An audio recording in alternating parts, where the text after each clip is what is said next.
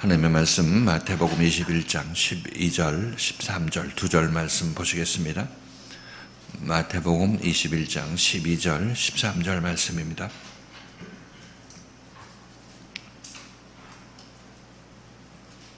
한 절씩 기도하십니다. 예수께서 성전에 들어가사 성전 안에서 매매하는 모든 자를 내어 쫓으시며 돈 바꾸는 자들의 상과 비둘기 파는 자들의 의자를 둘러 엎으시고 저에게 이르시되 기록된 바 내 집은 기도하는 집이라 일컬음을 받으리라 하였거늘 너희는 강도의 구려를 만드는도다 하시니라. 아멘. 오늘 말씀은 성전 안에서 매매하는 자들을 쫓으시며 이런 제목으로 오늘 말씀 같이 생각해 보도록 하겠습니다. 오늘 말씀을 통해서는 예수께서 성전을 정결케 하시는데 이것의 의미에 관해서 같이 한번 보도록 하십니다. 자, 우리의 몸은 우리가 무슨 생각을 하고 있는지, 어떤 마음을 가지고 있는지 거기에 따라서 종속되어서 움직이게 되어 있습니다. 그래서 우리가 건전한 행위를 하기를 원하고 또는 깨끗한 삶을 살기를 원한다, 이렇게 여러분이 생각하신다면 그렇게 노력한다고 되는 것이 아니라 우선 여러분들의 생각과 마음이 건전하고 깨끗해져야 된다, 이렇게 말씀드립니다. 그렇게 되면 거기에 종속된 여러분의 몸은 거기에 따라서 움직이게 되는 것입니다.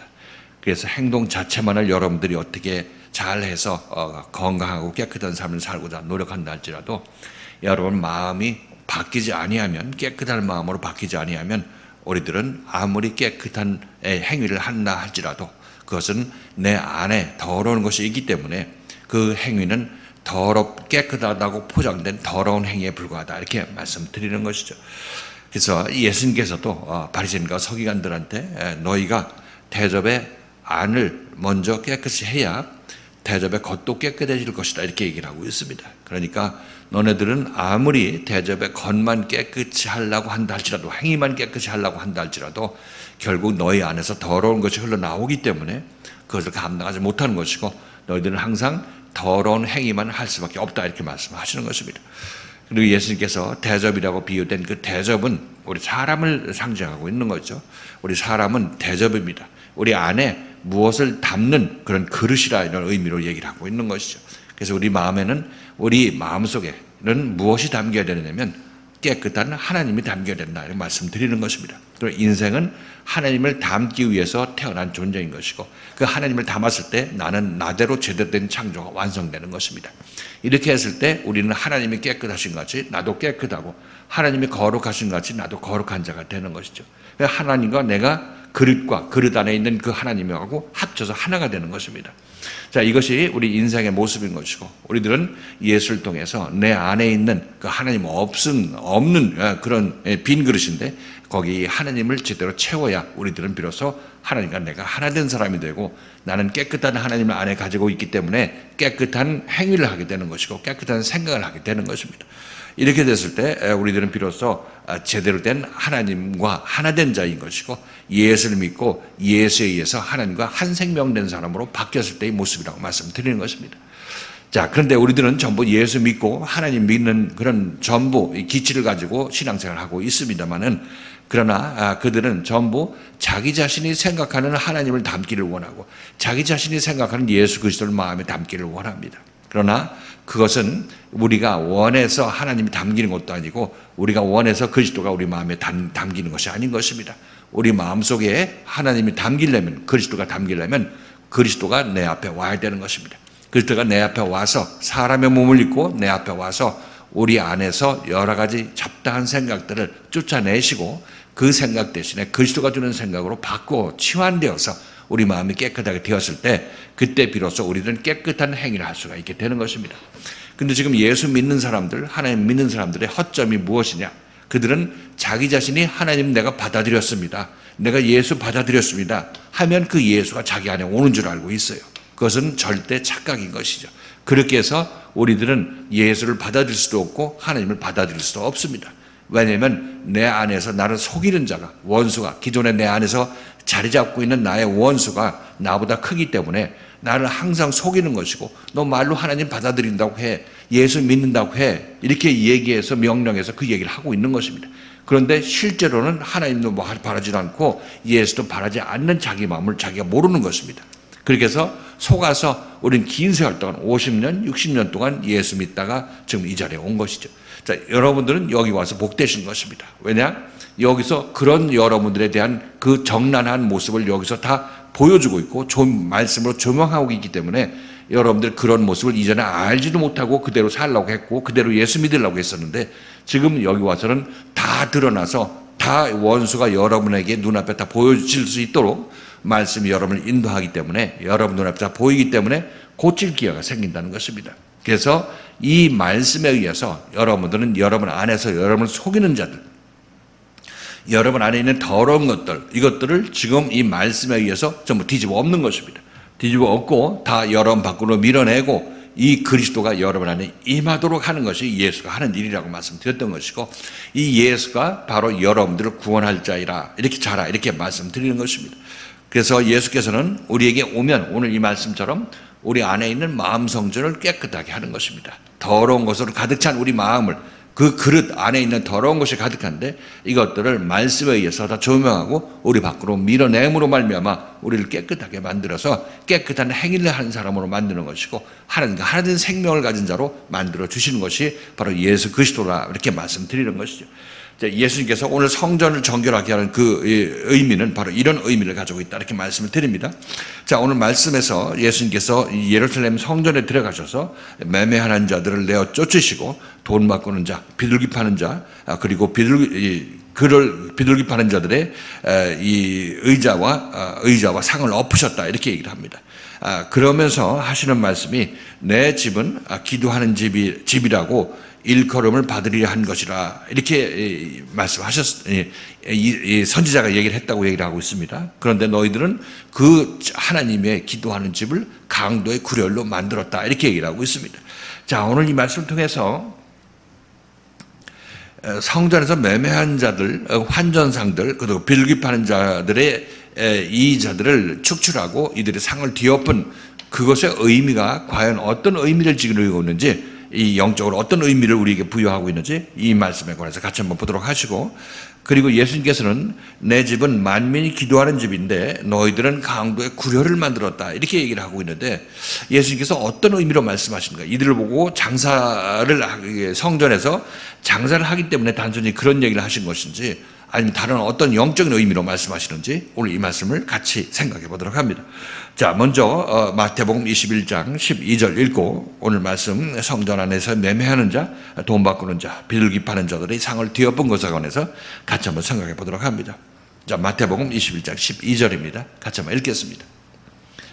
시작. 예수께서 성전에 들어가사 성전 안에서 매매하는 모든 자를 내어 쫓으시며 돈 바꾸는 자들의 상과 비둘기 파는 자들의 의자를 둘러엎으시고 매년 6월절이 되면 예수님 시대에 이 6월절이 되면 각지에 흩어졌던 유대인들이 이렇게 모여져. 각 나라 로마에 있던 사람들이나 아니면 그리스에 있던 사람들이나 그런 이 유대인들이 아니면 본토에 있던 사람들이고 그런 사람들이 다 이제 6월절 되면 매년 거기 모여서 이제 성전세도 내야 되고 또 그때 희생 제물도 드려야 되고 그렇기 때문에 이 성전에서는 먼 곳에서부터 이 양이나 염소 끌고 올 수 없지 않습니까? 그러니까 여기 와서 예루살렘에 와서 그것을 돈 주고 사서 이제 자기 희생 제물로 바쳐야 될 것을 고르고 그렇게 해서 해야 되기 때문에 어떻게 보면 필연적으로 이런 비둘기 파는 사람이나 소나 양 파는 사람이 있어야 되는 것은 당연한 것입니다. 그렇죠? 그리고 환전도 성전세 반세겔을 내려면 그것은 성전 단위에 합당한 그 반세겔을 내야 되기 때문에 로마 화폐로 낸다거나 딴 나라 화폐로 낼 수가 없어서 이것을 성전세에 내기 합당한 화폐로 바꿔주는 그런 환전상이 있어야 되는 것도 또 당연한 것입니다. 이들이 예배 의식을 치르기 위해서 동물도 필요한 것이고 환전도 필요하고 비둘기도 필요한 것이죠. 그래서 그것들을 거기다 놓고 판매하고 바꿔주고 하는 것은 너무나 당연하다. 또 환전상이 거기서 이익을 남기는 것도 당연하죠. 자기네들 땅 팔아서 환전하는 것도 아닌 것이고 또 좋은 동물들을 갖고 있다가 그것을 팔 때 이익을 붙여서 파는 것은 너무나 당연하다 이렇게 말씀드릴 수 있겠습니다. 이렇게 보면 이들이 실질적으로 이 6월절에 유대인의 절기에 그때 이렇게 어떤 이 장사를 하고 있고 또 환전을 하고 있고 그런 이 동물을 팔고 있는 것은 지극히 당연한 일이라 이렇게 얘기할 수 있겠습니다. 그 자체가 나쁘다 이렇게 얘기할 수는 없겠죠.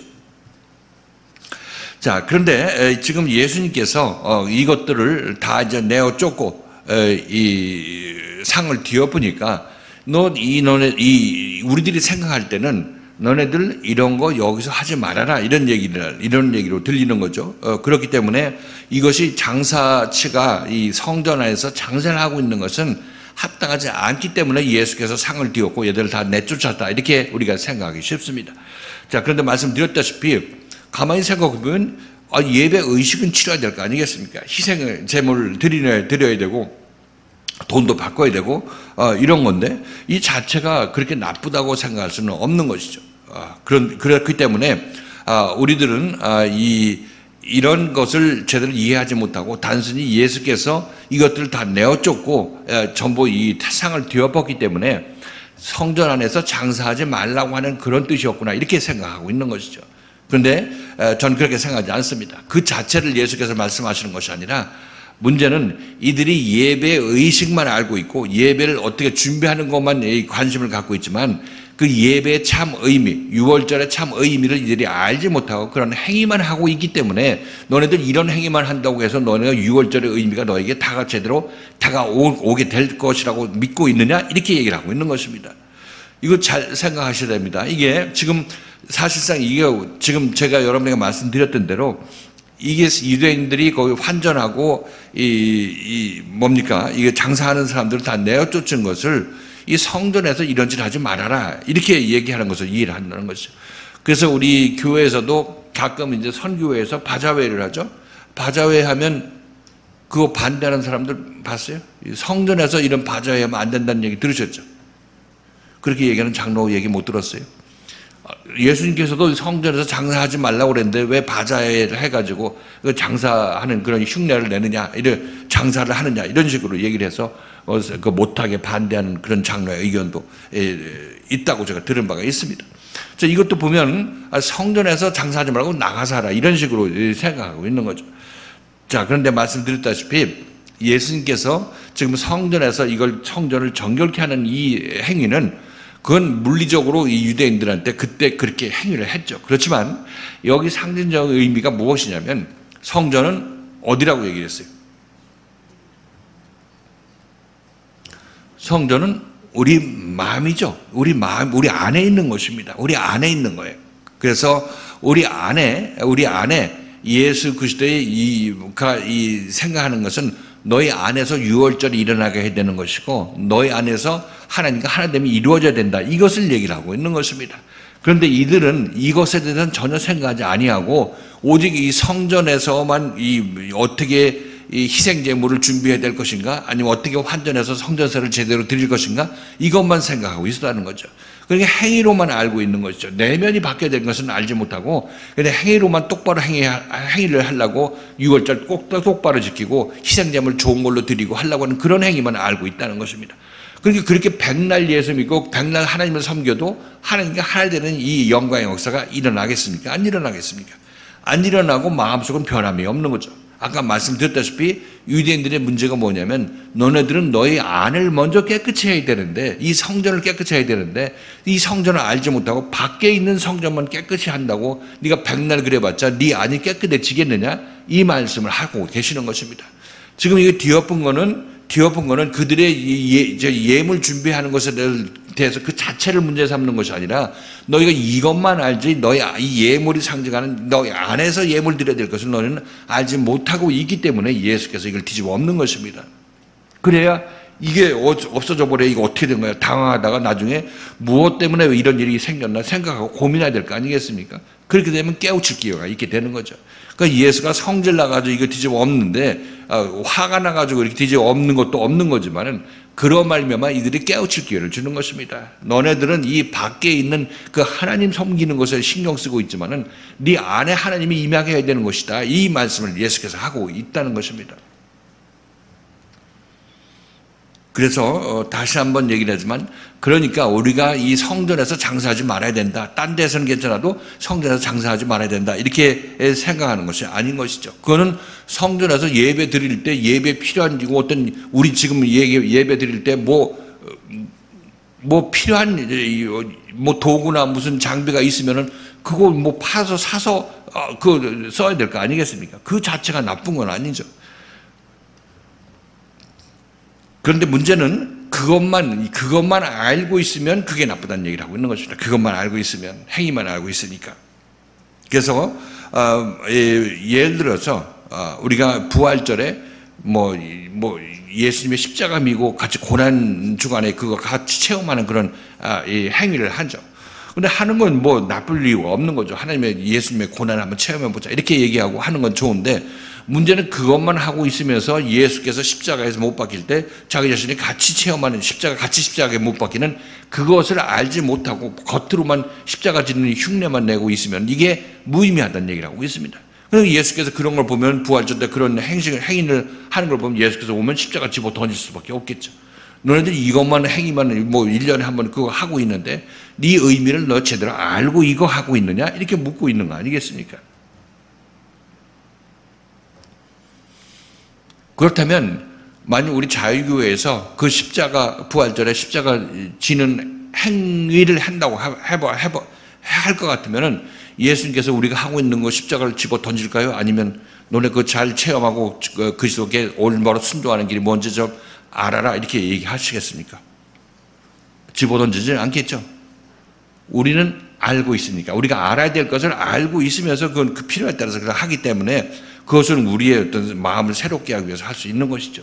그러니까 그거를 알고 있으니까 예수께서 이걸 뒤집어 엎을 이유가 없는 거죠. 무슨 얘기인지 알겠죠? 누가 어떤 마음을 하느냐가 문제라고 말씀드린 것입니다. 어떤 행위가 나쁘다 좋다 이렇게 단순하게 우리가 판단할 것이 아니라, 그것을 어떤 마음으로 어떤 생명을 가진 자가 하느냐, 생명이 없는 자가 그냥 무작위적으로 그냥 행위만 하고 있느냐, 무의미한 행위를 하고 있느냐, 이것에 따라서 예수께서 뒤집어 엎는 사람이 있고 뒤집어 엎지 않는 사람이 있다고 말씀드리는 것입니다. 그것이 바로 이런 의미로 말씀을 생각해야 된다 이렇게 말씀드리는 거죠. 자, 예수님께서 이것을 이렇게 하시는 것은 성전 정화, 성전을 깨끗이 하셨다 이런 내용으로 잘 알려져 있습니다. 그래서 성전을 더럽히지 말고 깨끗이 하라 이렇게 하는 것으로 우리가 이해를 하고 있습니다. 그런데 다시 한번 말씀드리지만, 성전을 깨끗이 하는 것은 이 밖에 성전도 당연히 깨끗이 해야 되는 거죠. 눈앞에 보이는 성전도 깨끗이 해야 되지만은 그것보다 더 중요한 것은 우리 마음속에 있는 하나님이 거하실 나의 집인데, 하나님의 성전이 내 안인데 이것을 깨끗이 해야 된다고 지금 이 예수께서 성전 정화를 통해서 우리에게 말씀하고 있는 것입니다.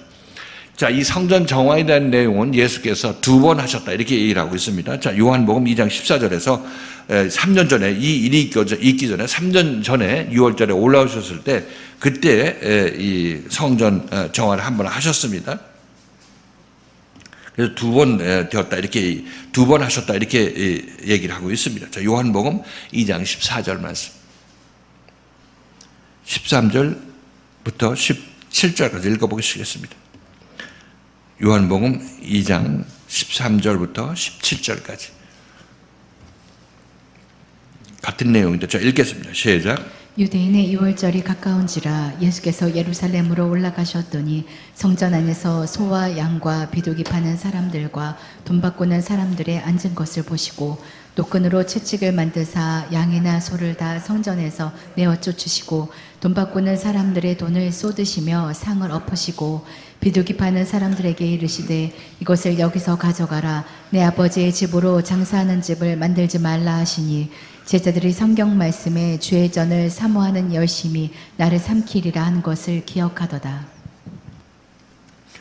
여기서 성전 정화는 다시 한번 말씀을 드리지만, 겉으로 외형적으로 예수께서 예루살렘 성전에 들어가셔서 이 일을 하셨지만은 이것이 상징하는 바는 우리 안에 있는 예루살렘 성전이 온전히 새 예루살렘 성전이 되도록 하시기 위해서 예수께서 성전 정화를 하는 것입니다.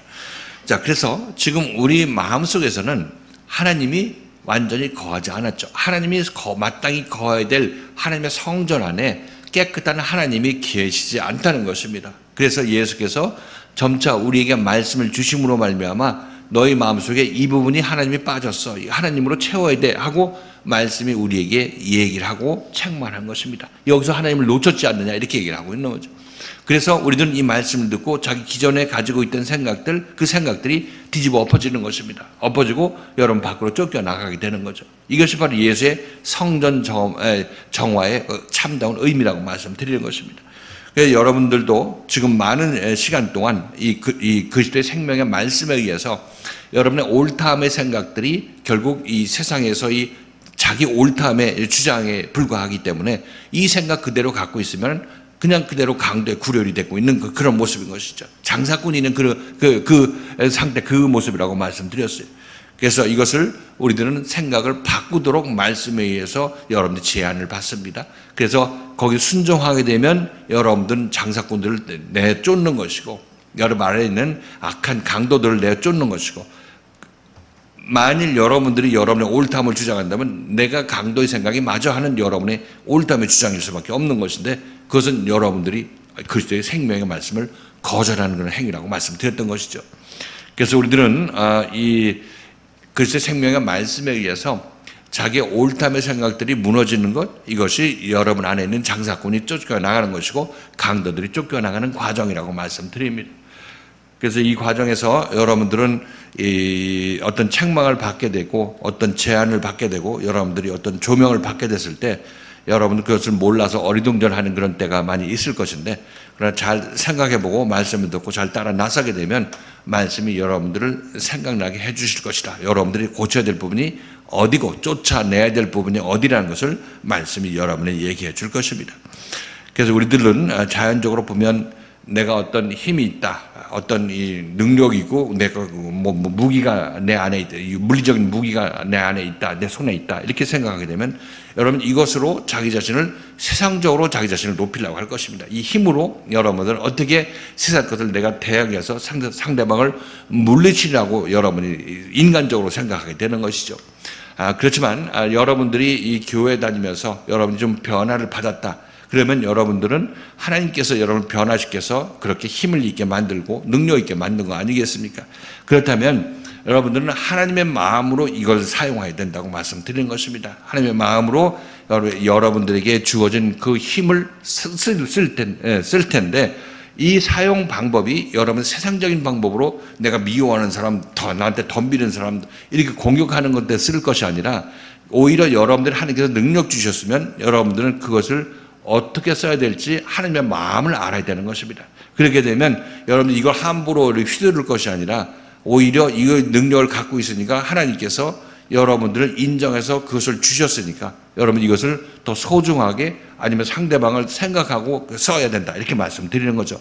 이것이 제가 여러분들에게 하나님의 마음이 어떤 마음인지를 알려드리는 것입니다. 근데 우리는 그것을 알지 못하면 그냥 내가 힘이 있으니까 이거 치고 저거 격돌하고 하면서 자기 마음대로 움직이게 된다면은, 그래서 하나님께서 아직까지 넌 그 쓸만한 그런 때가 안 되었다 이렇게 말씀하실 수밖에 없는 거죠.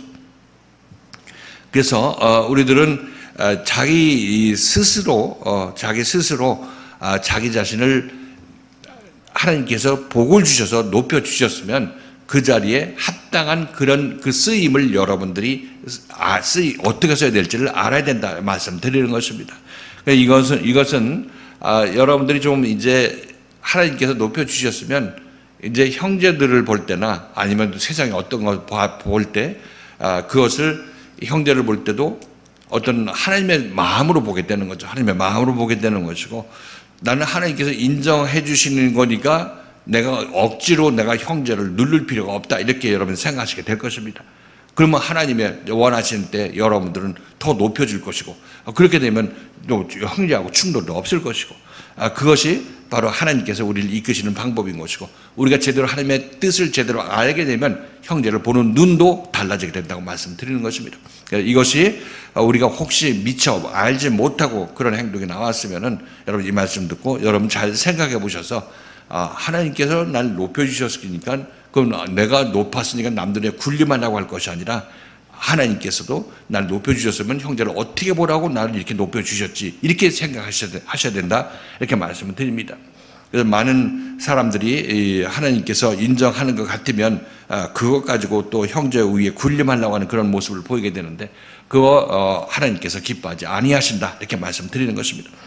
자, 이것도 결국 우리 안에 있는 옛 생각이 이 말씀에 의해서 순종한다면 쫓겨나가게 되는 거죠. 이 말씀에 순종한다면 쫓겨나가게 되는 것입니다. 그렇게 됐을 때 여러분들은 그만큼 더 하나님 안에서 자라나게 되는 것이고 하나님 그동안 여러분 안에 그만큼 여러분 안에 더 자리를 잡게 되어서 더 깨끗한 사람, 더 하나님께서 기뻐하시는 그런 거룩한 사람으로 변화가 일어난다고 말씀드립니다. 이것이 예수께서 원하시는 거죠. 이것이 바로 성전을 뒤집어 엎은 그 행동의 참다운 의미라고 말씀드리는 것입니다. 자, 그리고 계속해서 예수님께서 말씀하십니다. 이 구약 성경을 인용해서 말씀하신 내용인데, 자, 같이 한번 읽겠습니다. 마태복음 21장 13절 말씀이죠. 같이 한번 읽겠습니다.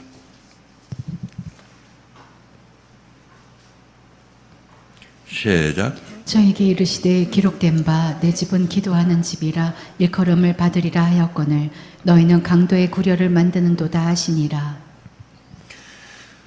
이 말씀은 예수님께서 이사야서 말씀하고 에레미야서 말씀을 같이 이제 잘라서 인용하신 것입니다. 자, 한번 우리가 읽을 기회가 많지 않기 때문에 이사야서 56장 6절에서 7절까지 같이 한번 읽어보십니다. 이 중에서 예수께서 전반부에 인용한 기도하는 집이라는 그 내용이 나옵니다. 자, 같이 한번 읽겠습니다.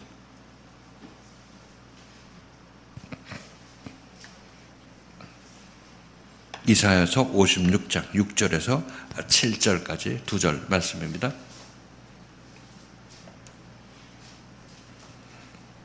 자, 읽겠습니다. 시작. 또 나 여호와에게 연합하여 섬기며 나 여호와의 이름을 사랑하며 나의 종이 되며 안식일을 지켜 더럽히지 아니하며 나의 언약을 굳게 지키는 이방인마다 내가 그를 나의 성산으로 인도하여 기도하는 내 집에서 그들을 기쁘게 할 것이며 그들의 번제와 희생은 나의 단에서 기꺼이 받게 되리니 이는 내 집은 만민의 기도하는 집이라 일컬음이 될 것임이라. 여기서 이 사람들이 누구라고 그랬어요? 여기서 무슨 어떤 사람들이라고 얘기했죠? 맨 처음에 6절에서 나의 언약을 굳게 지키는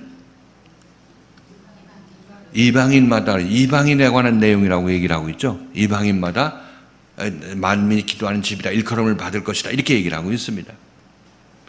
그래서 성경에서 말할 때 이방인이라고 하면 유대인 이외 이방인일, 뭐 한국 사람들 이런 사람들 이방인이라고 얘기를 하고 있는데 지금 예수님께서는 지금 이 말씀을 이방인이라고 지금 유대인들한테 얘기를 하고 있는 거잖아요. 지금 이 얘기 인용하실 때 지금 이사야서 말씀은 이방인이라고 얘기를 하고 있는데 예수님께서 이걸 유대인한테 적용하고 있는 것을 알 수가 있습니다. 그러니까 이 이방인이 이사야서 말씀 말하는 이방인이 그냥 물리적인 유대인 이외의 민족을 얘기를 하는 것이 아니라 유대인 중에서도 예수 잘못 믿는 사람들을 이방인이라고 얘기를 하고 하나님 잘못 믿는 사람들을 이방인이라고 하는 것을 알 수가 있습니다. 그렇죠? 예수님은 이사야서 말씀을 제대로 아시고 인용하시는 거죠. 그러니까 우리들은 모르니까 예수님이 이거 이방인을 얘기하는데 왜 유대인에 적용을 했나 이런 고민을 하는데 해답이 없어요. 그 해답이 없는 것입니다. 근데 항상 이 사람들은 이방인이라고 할 것 같으면 유대인 이외의 백성들을 이방인이라고 생각하고 있기 때문에 성경 말씀이 잘 풀리지 않는 것입니다. 아무튼 이 여호와가 여호와 연합하고 여호와 이름을 사랑하고 그의 종이 되었다. 안식일을 거룩하게 지킨다. 이런 사람들은 전부 하나님과 하나 된 사람을 얘기를 하고 있죠. 그렇죠? 하나님과 하나 된 사람을 얘기를 하고 있어요. 하나님과 연합하여서 하나가 된 사람을 얘기를 하고 있습니다. 그들은 만민의 기도하는 집이 될 것이다. 이렇게 얘기를 하고 있습니다. 자, 그리고 그렇지 못한 자들을 에레미야서 7장 11절이 이제 바로 예수님께서 강도의 구려를 만들었다고 하는 그 부분은 에레미야서 이 말씀을 인용합니다. 에레미야서 7장 11절.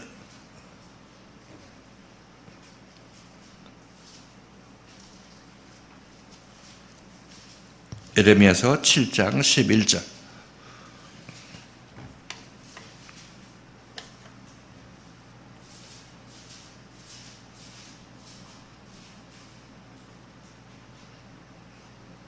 읽겠습니다. 시작. 내 이름으로 일컬음을 받는 이 집이 너희 눈에는 도적의 구렬로 보이느냐? 보라, 나 곧 내가 그것을 보았노라. 여호와의 말이니라. 나의 여호와의 기도하는 집이라는 것은 지금 아까 먼저 이사야서 말씀을 통해서 봤듯이 하나님과 연합하고 하나님께 하나 되고 안식일을 지키는 사람들, 안식일이 된 사람들을 얘기를 하고 있는 거죠. 이들이 여호와의 기도하는 집인 것입니다. 그러니까 집이라는 것은 어떤 예루살렘 성전을 얘기하는 것이 아니라 우리 마음을 얘기를 하고 있죠. 하나님과 하나 된 사람을 그래서 성전이라고 얘기하고 있고 그 사람을 기도하는 집이라고 얘기를 하고 있습니다. 자, 그래서 우리 기도원 보면 만민이 기도하고 나의 집은 만민이 기도하는 집이라 이렇게 써놨죠. 기도원을 그렇게 써놨습니다. 그래서 우리들은 내 집이라는 것을 교회라고 생각하고 내 하나님의 집이니까 맞기는 맞는 거죠. 집이라고 생각하고 교회 나와서 뭐 100일 기도하고 아니면 다니엘 기도하고 철야 기도하고 하는 거 기도하는 거 나의 교회는 나의 집은 하나님의 집은 너희들이 만민이 와서 기도하는 집이야. 그런 기도하는 집이지 장사하는 집이 아니야. 이렇게 우리는 이해를 한다고 얘기를 하고 있습니다. 근데 이것은 잘못된 이해라고 말씀드렸던 것이죠. 우선 기도하는 집이라고 얘기했을 때 기도하는 집이라고 얘기하는 것은 그 사람은 하나님과 하나 된 사람을 그 기도하는 집이 되는 것입니다. 여러분 자신이 하나님과 하나게 되면 여러분들은 여러분 자신이 하나님께 기도하는 집이 되는 것입니다. 하나님과 한 마음 되어서 한 마음으로 하나님께 아뢰는 그런 마음을 가지고 그런 상황이기 때문에 기도하는 집이란 것은 바로 여러분 자신이 하나님과 하나 되어서 하나님과 한 마음 되어서 자기 의견을 표현하는 사람, 이런 사람들이 여호와의 기도하는 집이죠. 그러니까 우리가 하나님께 예배를 드린다. 예배도 우리는 모여서 드리는 예배로만 알고 있지만 실질적으로 참다운 예배는 신령과 진정 안에서 예배를 드릴 수 있는 사람은 바로 하나님과 하나 된 사람이 예배하는 사람이죠. 그죠? 하나님과 하나 된 사람이 기도하는 사람이고 하나님과 하나 된 사람이 예배하는 사람인 것입니다. 참다운 예배자를 찾는다고 하는데 그 하나님께서 찾으시는 예배자는 바로 하나님과 하나 된 자들, 하나님께 기도하는 자를 찾으신다고 하는데 참으로 기도하는 자는 바로 하나님과 하나 된 자가 기도하는 자라. 이렇게 여러분께서 이해하시면 되겠습니다. 그래서 우리들은 우리 자신이 만민이 기도하는 집, 내 모든 정성을 다해서 내 모든 생각들이 하나님께 아뢰는 그 만민이라는 것은 내 안에 모든 생각을 얘기를 하고 있는 거죠. 이 만민이 모여서 하나님께 기도하고 하나님과 하나 되어서 하나님의 뜻을 이루는 그런 사람이 바로 만민이 기도하는 집 자체가 되는 것입니다.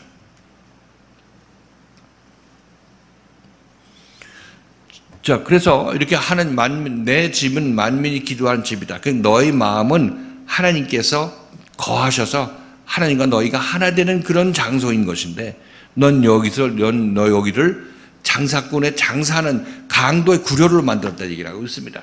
장사가 단순한 장사가 아니라 이 강도의 구려이라는 것은 하나님이 없는 상태가 강도 만난 자가 그 구려를 거기에 파고 그러니까 강도가 그 안에 구려를 집을 짓고 있는 것입니다. 그래서 여기서 얘기했을 때 둘을 대비해서 얘기를 하고 있는 것이죠. 기도하는 집하고 강도의 구렬. 그러니까 강도의 구렬은 지금 비둘기 팔고 장사하는 자들을 이 강도의 구렬이라고 얘기를 하고 있죠. 그럼 이들은 강도의 구렬이라고 얘기하는 것은 왜 강도의 구렬이냐면 그 안에 하나님이 없기 때문에, 그들 마음속에 하나님이 없기 때문에 너희들이 하는 모든 짓들은 강도의 구렬의 행위를 하고 있는 것이다.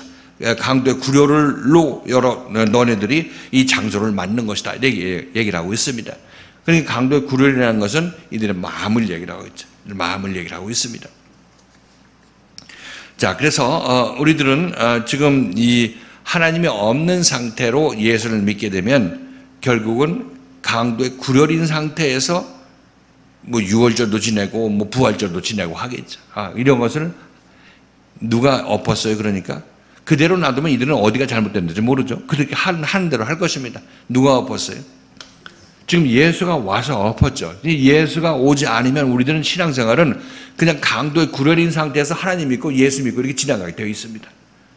그렇죠. 그럼 예수가 없었으면은 이들은 자기가 뭘 잘못했는지도 알지도 못하고 자기네들이 이렇게 엎어져야 될 것이라는 사실도 알지도 못했던 것입니다.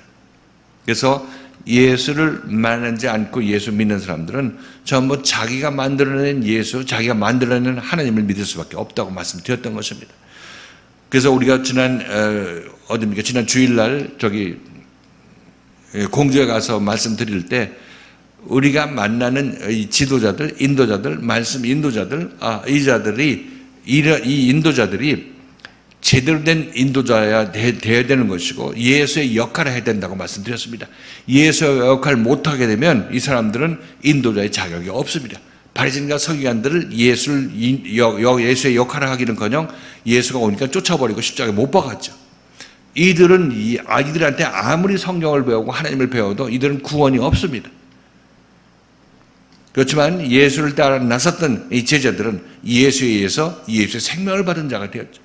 자, 이렇게 예수의 역할을 하는 인도자를 만나야 되는 것입니다. 이 시대에. 그러면 그 인도자는 여러분들이 가지고 있던 기존 생각을 뒤집어 엎는 일을 하게 될 것이고 이 예수가 진짜 예수라고 말씀드리는 거죠. 이런 사실이, 이런 일들이 여러분에게 있지 아니하다면 여러분 예수를 만나지 않은 것이고 여전히 그냥 강도의 구려린 상태로 예수 믿고 하나님 믿는다고 세월을 보내고 있을 것이라고 말씀드립니다. 그렇지만 여러분들은 긴 세월 동안 이 말씀을 들으면서 고침받고 새로운 생각으로 여러분 마음이 새롭게 되어 나가는 것을 여러분 느끼시게 될 것이라고 말씀드렸던 것이죠. 그래서 다시 한번 우리 예수 믿는 모든 사람들은, 예수를 전하는 인도자들은 자기 자신이 예수의 생명을 받은 사람이 자기 자신 참다운 인도자가 되어야 된다는 사실인 것이고, 아직 못 만났으면 예수를 만나서 처음부터 다시 시작해야 되는 것입니다. 인도자가 되기를 원한다면. 그렇지 않고 속이는 사람들을 통해서 그냥 그들과 함께 예수 믿겠다면 그대로 하고 구덩이에 같이 빠졌다가 같이 심판받으면 되는 것입니다. 그렇지 않고 이 말씀 듣고 깨달은 사람들이라면 정말 내가 남을 가르치는 게 문제가 아니라 내가 먼저 가르칠 수 있는 사람이 되는 것이 문제라는 사실을 충분히 문제의식을 갖고 깊이 생각하게 될 것이라 이렇게 말씀드립니다. 아무튼 여러분들은 지금 이 자리에서 이 말씀을 듣고 고침받고 연단받고 아픈 책망을 많이 받으셨죠. 그것이 전부 헛된 것이 아닌 것입니다. 여러분들이 안을 깨끗이 했고 여러분 안에 있는 성전을 깨끗이 해 나가는 과정이라는 사실이 오늘 이 말씀을 통해서 드러나게 되는 것입니다. 열심을 가지고 이 말씀을 따라 나서야 될 것이고 말씀에서 조명받는 것을 기뻐하셔야 된다, 이렇게 말씀드리는 것입니다. 자, 이제 오늘 말씀을 영적으로 의미를 다 살펴봤습니다. 이제 결론적으로 정리해서 말씀드리면, 율법의 행위를 하는 모든 자들은 예수에 의해서 쫓겨날 그런 행위를 하고 있는 것입니다. 그 마음속에 강도의 구려를 형성하고 있어서 사고 팔고 자기 자신의 정당한 예배 행위를 할 수가 있을 것입니다. 그러나 그렇게 해서는 그 마음속이 아무런 타치를 받지 않고 그대로 그냥 그 행위만 하다 죽을 것이기 때문에 이건 심판받을 수밖에 없습니다. 그러나 이런 사람들이 예수 그리스도를 만나서 그런 마음이 뒤집어 엎어져야 되는 것입니다. 뒤집어 엎어져야 되고 고침받아야 되는 그런 과정이 그들에게 있어야 그나마 그들은 예수에 의해서 고침받을 기회가 주어지게 되는 것입니다. 자, 그렇게 해서 이렇게 예수에 의해서 온전히 새로운 마음속에 그 성전 안에 새로운 그리스도의 생명이 임하게 되고 그로 말미암아 하나님이 그 안에 임하게 된다면 이 사람은 이제 만민이 기도하는 집이 되는 것입니다. 기도의 집이 되는 것이 그 사람 자체가 기도하는 사람의 집이죠. 그러니까 그 집에는 누가 있냐면 하나님 그리스도가 계시고 여러분 자신의 또 영혼도 그 자리에 있는 것이죠. 그래서 기도하는 집이 되는 것입니다. 이렇지 않은 사람은 그 안에는 강도의 구렬, 율법의 사람들은 전부 이 강도요, 절도요, 강도라고 예수님께서 말씀하셨죠. 강도가 거하고 있는 처소가 되는 것입니다. 그러니까 처음에 말씀드렸다시피 내 안에 강도가 있으면 강도 행위를 하게 될 수밖에 없는 것이고 하나님이 있으면 하나님의 행위를 하게 되어 있습니다. 우리들은 예수 제대로 믿어서 우리 마음을 온전히 내 안에 있는 여러 가지 강도를 쫓아내므로 말미암아 하나님이 거하는 하나님과 하나님 기도하는 집으로 만들어야 될 것이라 이렇게 말씀드립니다. 그렇게 되게 되면 우리들은 하나님으로 말미암은 하나님의 행위를 하는 사람들이 되죠. 그래서 하나님의 마음으로 형제들을 구원해내고 이 세상 모든 백성들을 하나님께 인도하고자 하는 그런 소망 가운데 우리가 살게 되는 것입니다. 하나님께서 여러분들 그런 의도로 여기 부르셨다고 말씀드렸습니다. 많은 사람들이 신학교 가고 하나님의 종이 되겠다고 신학교 많이 가지만은 신학교 갈 것이 아니라 일리 오셔야 되죠. 일리 오셔야 되는 것입니다. 여기 오셔서 제대로 듣고 제대로 고침 받아서 그것이 시간이 걸리더라도 고침 받아서 하나님의 기도하는 집이 된 다음에 남들을 기도하는 집으로 만들 수 있는 능력자가 될 수 있는 것입니다. 그래서 여러분들은 모두가 다 이 그리스도의 생명의 말씀을 만난 자로서 여러분 안에 남아있는 아직까지 강도 같은 생각이 있으면은 그것들을 다 정리할 수 있는 기회를 갖추시기를 부탁드리고 온전히 깨끗하게 됨으로 말미암아 여러분들이 기도하는 집이 되어야 될 것이라 이렇게 말씀드립니다. 여러분 하나도 빠짐없이 이런 귀한 심령들로 온전히 변화될 수 있기를 주님의 이름으로 축원을 드리겠습니다.